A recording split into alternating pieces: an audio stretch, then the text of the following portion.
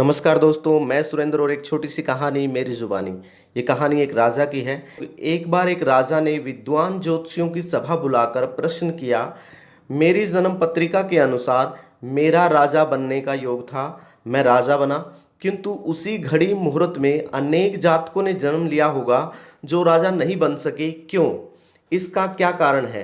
राजा के इस प्रश्न से सब निरुत्तर हो गए।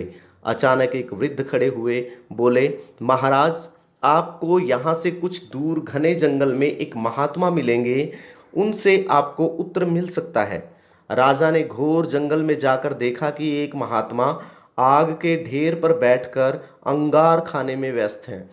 राजा ने महात्मा से जैसे ही प्रश्न पूछा, महात्मा ने क्रोधित होकर कहा, तेरे प्रश्न का उत्तर आगे पहाड़ियों के बीच एक और महात्मा है, वे दे सकते हैं। राजा की जिज्ञासा और बढ़ गई। पहाड़ी मार्ग पार कर बड़ी कठिनाइयों से राजा दूसरे महात्मा के पास पहुंचा। राजा हक्का बक्का रह गया। दृश्य ही कुछ ऐसा था। वे महात्मा अपना ही मांस चिमटे से नोच नोच कर खा रहे थे। राजा को महात्मा ने डांटते हुए कहा, मैं भूख से बेचैन हूँ, मेरे पास समय नहीं है। आगे आदिवासी गांव में एक बालक जन्म लेने वाला है जो कुछ ही देर तक जिंदा रहेगा।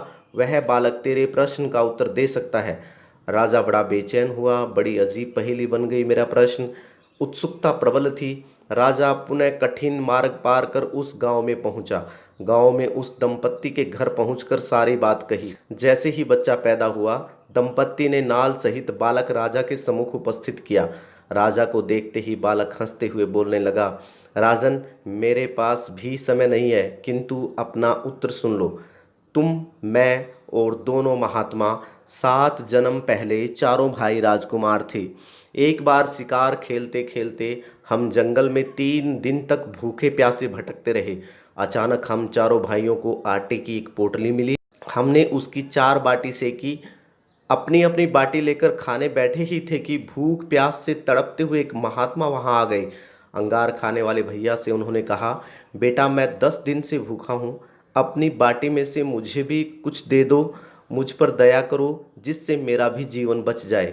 इतना सुनते ही भैया गुस्से से भड़क उठे और बोले, तुम्हें दे दूंगा तो मैं क्या खाऊंगा? आग, चलो भागो यहाँ से। वे महात्मा फिर मांस खाने वाले भैया के निकट आए, उनसे भी अपनी बात कही, किंतु उन भैया ने भी महात्मा से गुस्से में आकर कहा कि बड़ी मुश्किल से प्राप्त ये बाटी तुम्हें दे दूंगा तो क्या मैं अपना मांस नोच कर खाऊंगा?